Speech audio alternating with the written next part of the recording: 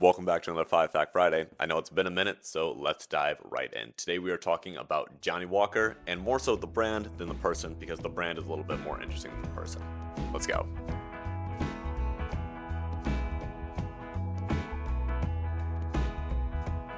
Just to preface, for those of you who don't know, Johnnie Walker is going to be one of the world's most well-known blended Scotch brands. They have some things that are going to be like $30 all the way up to some that are pretty sure up to a couple $1,000s, if not more than that. They have a wide range, they're well-known all around the world, and for good reason. But let's dive into it. Classic whiskey and wine fashion, we're going to start at the very beginning, at the birth of John Walker. John Walker was born July 25th, 1805 to Alexander and Elizabeth. Now, they had this family farm together. Unfortunately, by age 14, Alexander, his father, would pass away, leaving him and his mom. The family try to really figure out what they're going to do. They decide to take the farm and they sell it for about 550 USD that time, which is around $14,000 in today's money. They take that money and they use it to go buy a grocery store, and that is going to serve as their source of income. Now, this works out really well for John because growing up in this environment, working in this way, is going to basically kickstart his journey into becoming the brand Johnnie Walker. If you don't know about it, in this time in history, a lot of people who were grocery stores would have their own blends of whiskey. If they weren't just getting a single malt or a single grain, whatever it may be, from a specific distillery, they would grab a couple different barrels from some different distilleries, and then they'd blend it together and have their own blends, and that would just be the store's blend. So being in a grocery store is a pretty good spot to break into the whiskey industry if you don't already own a distillery or have someone with a ton of money who can start a distillery for you. As John grew up going through working at the grocery store, he would eventually start changing over to more of a wine and spirits store, bringing in things like rum, brandy, gin, other spirits like that, and selling those at the store. Throughout this process, he started getting into more blending and realized that the world of whiskey, especially for blended whiskeys, was very inconsistent. Depending on where you went, when you went, anything like that, you weren't going to get the same product even if you bought it from the same place a year or 2 years later. And that didn't really sit super well with him, so he started trying to get into blending these whiskeys and making something taste a little bit more consistent and just be better, basically, than some of the other blended whiskeys out there. So at this point, obviously a ton of people had been blending, but he decided he wanted to make something more consistent and make it a little bit better.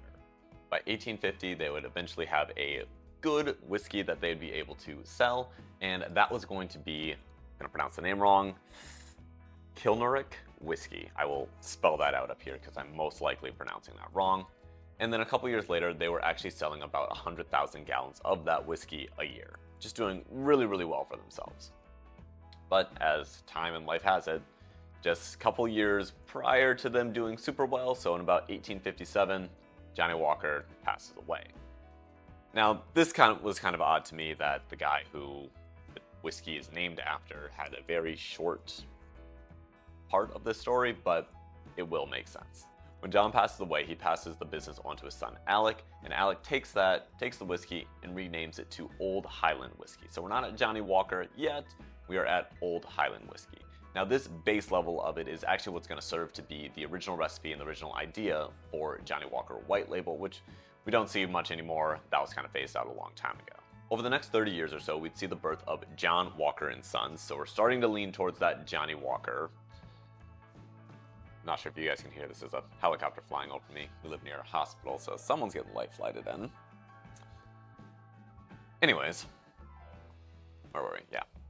So, over the next 30 years or so, the company would turn into John Walker and Sons, which would kind of start leaning us towards the Johnnie Walker brand. They would become shareholders and basically start investing in some different distilleries so that they can more consistently get the whiskey that they want, have a little bit more pull in there, so that they can make their product that they're blending more consistent and, again, taste better, keep the consistency, make a better product. Over this time, they would come out with 3 different whiskeys, which would really be the Johnnie Walker White Label, Red Label, and Black Label. But specifically, these are going to be a 5-year, 12-year, and the Red Label was 9-year. Couldn't remember what that one was off the top of my head. But they have these whiskeys and they're selling them. They're sourcing from a ton of different distilleries, making sure that their product is good and they're exporting it now. So people are becoming more familiar with the name Johnnie Walker. They're seeing it, they're seeing that classic little guy on there. Actually, I think that comes around a little bit later, but you get the point. Throughout this time, they would also eventually purchase their own distillery for about 20,000 pounds, and this was going to be Cardew Distillery. They have this, and now they're also producing their own whiskey as well as blending it. They're starting to make waves for themselves. Shortly after that, in I believe 1905, incorrect, 1909, is when we see the relabeling to Johnnie Walker as the brand instead of the Old Highland whiskey. So the range of this new Johnnie Walker is going to be the red label, which is going to be a 10-year whiskey, the black label, which is going to be a 12-year whiskey, and the white label, again being very short-lived, was only about a 6-year-old whiskey. And if you know anything about Scotch aging, 6 years is not as big of a deal as for bourbon. Temperatures, lots of things going on there. However, I'm not going to get into that right now. What we are going to get into is talking about the modern day Johnnie Walker and what we kind of know about Johnnie Walker and why it's mildly important. So Johnnie Walker continued to expand, exporting. You're seeing it in all sorts of markets. People are recognizing Johnnie Walker as a really good whiskey, and they just keep expanding on this. So over the next, really, 1909 until, really, I believe it was about in 2010 when they released their last big style of whiskey. Actually, it might have been a little later than that. It might have been 2015.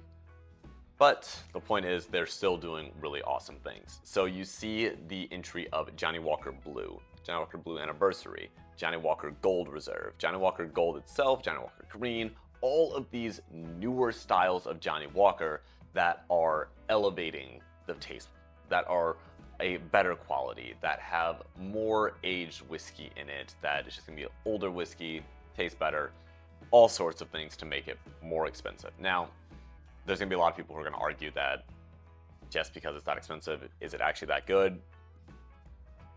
Probably not. I've only had up to Johnnie Walker Blue. It's good. I think I've had better, but that's not the point here. The point is, what they were doing was not like everyone else. They were doing something out of the ordinary. They were making a fantastic blended whiskey. They were getting their name out there. They were exporting it all over the place to the point that they are one of the most well-known whiskey, Scotch whiskey brands in the entire world and one of the most distributed whiskey brands in the entire world.